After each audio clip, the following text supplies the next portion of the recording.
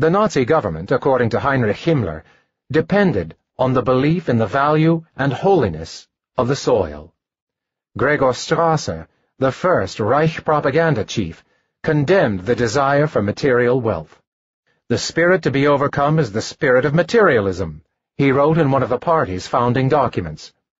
"We must learn that work means more than possessions. The simplicity and toil of the peasants who worked the land gave Germany its soul, in which lies the drive to work and the possibilities work brings, as well as the eternal longing for redemption from the intellect," said Goebbels. Nazis argued that the Volk, not a democracy of equals, should determine the nation's destiny, and it should do so by speaking through a single leader who understood the will of the people. Capra's most important films contain all the elements of the Volk concept. Longfellow Deeds of Mr. Deeds, played by the impeccably Anglo-Saxon Gary Cooper, is a plain and honest Yankee who lives in the rural hamlet of Mandrake Falls, Vermont, until he inherits an enormous fortune. He is taken to New York City by a cynical big-city lawyer who spends the movie scheming to get his money. Deeds decides to give away his inheritance to dispossessed farmers, provided they stay on their land and work it. The hero of Mr. Smith is essentially the same character, this time played by Jimmy Stewart, the son of rural Pennsylvania Presbyterians.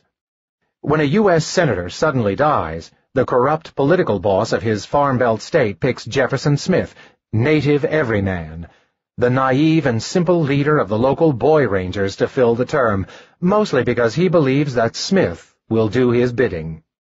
When he arrives in Washington, Smith is mocked by the political and media elites as a bumpkin. He drafts a bill that would provide territory for a national boys' camp, but is blocked by the political machine's greedy land grab.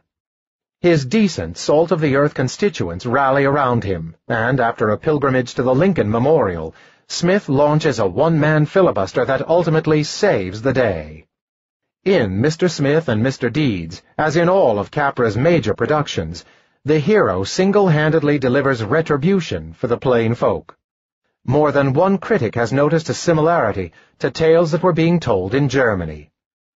The Roosevelt administration appreciated the efforts of the Hays Office, which was busily purifying Hollywood films according to the Motion Picture Production Code. In 1938, Eleanor Roosevelt wrote in Photoplay magazine that she was happy to see that movie producers had taken on the responsibility of creating good taste in the American public. And without the slightest embarrassment, she declared that censorship and the narrowing of artistic expression around good taste served the national interest. The highly cultured people of the world are those who have good taste. Some things in literature and the arts have always presaged decadence. These things must be kept from the drama if we are to promote good taste. Here is the great challenge to the movie producer of the future. Will movies be an instrument in the development of good taste, and are we growing up to be a nation with artistic knowledge and appreciation? In 1941, Will Hays received a letter of encouragement from Franklin Roosevelt, in which the president praised him as the engineer of the greatest propaganda machine in the country. Urging the Hollywood censor to continue his work, Roosevelt wrote, "You are the kind of czar that nobody could call a dictator because you are fair-minded and do not use a whip but still get things done for the general good." Indeed, the leaders of the American movie industry enjoyed extraordinarily close relationships with both Roosevelt and Mussolini. In 1935, Charles Pettijohn, General Counsel for the Motion Pictures Producers and Distributors of America, met with Mussolini and suggested making a documentary about the fascist state. He guaranteed that it would be shown in about 14,500 American theaters, so that about 70 million Americans would have understood better Italy's position. In 1936, Hays himself traveled to Italy when some fascist officials suggested blocking the importation of American movies. Hays convinced Mussolini that the Code's reformation of American movies had aligned them with the moral values of the Italian state. After that meeting, Mussolini allowed more than 250 American films to be shown in Italy per year. Hayes then appointed Pettyjohn to serve as an unofficial liaison between the U.S. and Italian governments. In 1937, Pettyjohn met with Vittorio Mussolini, Il Duce's son, who was on his way to Hollywood to establish a production company with studio chief Hal Roach, who had made stars out of Laurel and Hardy, the Our Gang Kids, and Will Rogers. The company was called Ram Films, for Roach and Mussolini, and it made documentary newsreels promoting Italy. Pettyjohn wrote the Roosevelt's son-in-law, John Bettiger, that the young Mussolini was a fine, quiet, modest young man who expressed a very sincere desire to meet the president before he goes back to Italy. Pettyjohn's letter revealed friendly relations between the Roosevelt and Mussolini families. The president's son, John Roosevelt, met his father, Benito Mussolini, in Rome, and I just suspect that the president would permit this boy, Vittorio, to return the call. Shortly thereafter, Vittorio Mussolini had tea with FDR in the White House. Regimentation, the hallmark of Nazi and fascist culture, was a prominent theme in Hollywood musicals and federal propaganda during the New Deal. Busby Berkeley and Warner Brothers put out several enormously popular films in the early years of the New Deal that were openly partisan for the Roosevelt administration. Gold Diggers of 1933, 42nd Street, Footlight Parade, and Dames all featured tightly synchronized movements by large numbers of dancers and implicit collectivist messages. Berkeley acknowledged that designing parade drills as an Army lieutenant during World War I was the best apprenticeship for his career as a choreographer. Martial imagery was a staple of the New Deal culture, and it was common for public officials to speak of bringing order and discipline to daily life. In 1932, Roosevelt pledged during his election campaign to mobilize the infantry of our economic army. A few months into his presidency, the National Recovery Administration distributed badges to be worn by participants in what Roosevelt called the Great Offensive against unemployment. In war, in the gloom of night attack, soldiers wear a bright badge on their shoulders to be sure that comrades do not fire on comrades. On that principle, those who cooperate in this program must know each other at a glance. That is why we have provided a badge of honor for this purpose, a simple design with a legend, "We do our part," and I ask that all those who join with me shall display that badge prominently. It is essential to our purpose. In 1937, Roosevelt used similar language to ask Congress for new public works programs. "You and I cannot afford to equip ourselves with 2 rounds of ammunition where 3 rounds are necessary," he said. "If we stop at relief and credit, we may find ourselves without ammunition before the enemy is routed. If we are fully equipped with the 3rd round of ammunition, we stand to win the battle against adversity." In that same speech, he issued a warning about the freedom of speech. "There is placed on all of us the duty of self-restraint," he said. "That is the discipline of a democracy. Every patriotic citizen must say to himself or herself that immoderate statement, appeals to prejudice, the creation of unkindness, are offenses not against an individual or individuals, but offenses against the whole population of the United States." Roosevelt's cabinet members often spoke of him as though he were the leader of a conquering army.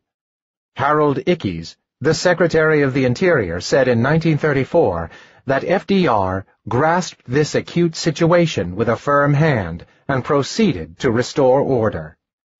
In my judgment, here is the leader you have been looking for more years than you would like to remember. And miracle of miracles, this leader in a great forward movement for a new and better social order is actually occupying the seat of the mightiest ruler in the world today.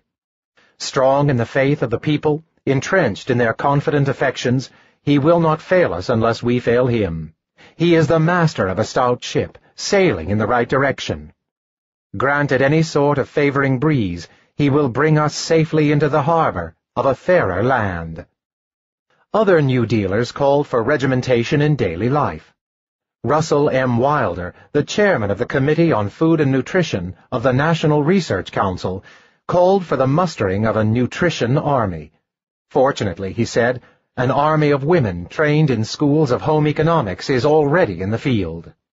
They have been there for several years, holding the front, so to speak, with almost no support and very little appreciation from the rest of us. Similarly, the WPA often equated social order with health. Washington, D.C. and many German cities were remade during the period of the New Deal and Nazism. Hitler's architects designed several buildings that became characteristic of a distinctive Nazi architecture, including the Olympic Stadium, the new Reich Chancellery, the Tempelhof Airport, the Ministry of Aviation, the Japanese Embassy in Berlin, and the House of German Art. Hitler also worked with his favorite architect, Albert Speer, on a complete redesign of Berlin that included an immense domed Great Hall connected by a 3-mile-long avenue to the Chancellery. While planning these buildings, Nazi architects implemented the theory of ruin value, which was enthusiastically supported by Hitler. According to this theory, all new buildings were designed to leave imposing ruins thousands of years in the future that would stand as testaments to the greatness of the Third Reich. This theory was realized in monumental stone constructions that imitated ancient Greek and Roman styles. The monumentalist, neoclassical style was also favored by architects hired by the Roosevelt administration to design the buildings that came to define modern Washington, including the Federal Triangle, the National Gallery of Art, the National Archives, the Supreme Court Building, the Pentagon, the Department of Justice Building, and the Jefferson Memorial. The architectural historian Thomas S. Hines has noticed that this was a transatlantic phenomenon. Roosevelt's architectural tastes were grandly conservative, not far removed from those of his contemporaries, the dictators of Italy and Germany. Hines wrote, "Particularly striking were the similarities between the designs of Albert Speer and Roosevelt's favorite architect, James Russell Pope." Hines suggested that historians begin to make overt comparisons, formally and culturally, of the architecture of Pope and the frequently similar work of the German architect Albert Speer. Another architectural historian, John W. Reps, has noted the supreme irony that an architectural style originally conceived to magnify the glories of despotic kings and emperors came to be applied as a national symbol of a country whose philosophical basis was so firmly rooted in democratic equality. Certainly, there was one obvious difference between the New Deal and Nazism, which is that in the United States there was never a mass murder of Jews, or of gypsies, the disabled, communists, or homosexuals, in the name of racial purity. There was, however, a different form of racial purification attempted in the U.S., one that was carried out by Jews against themselves. Before the New Deal, Jewish heroes filled the eyes of moviegoers. Jewish and Gentile filmmakers told stories set in Eastern European shtetls and the Lower East Side.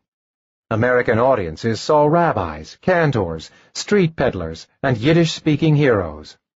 Unambiguously Jewish movie stars such as Vera Gordon, Molly Picon, Eddie Cantor, Fanny Brice, Al Jolson, and the Marx Brothers played unambiguously Jewish characters named Cohen, Goldberg, Rubens, Feinbaum, and Rabinowitz.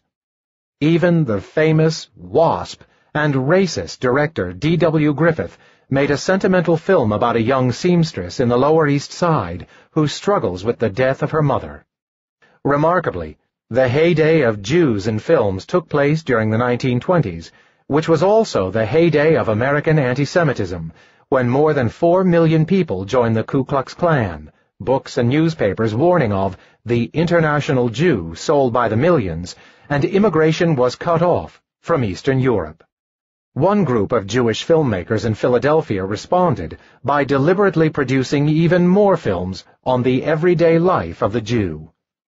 More remarkably, in the midst of a viciously anti-Semitic culture in the late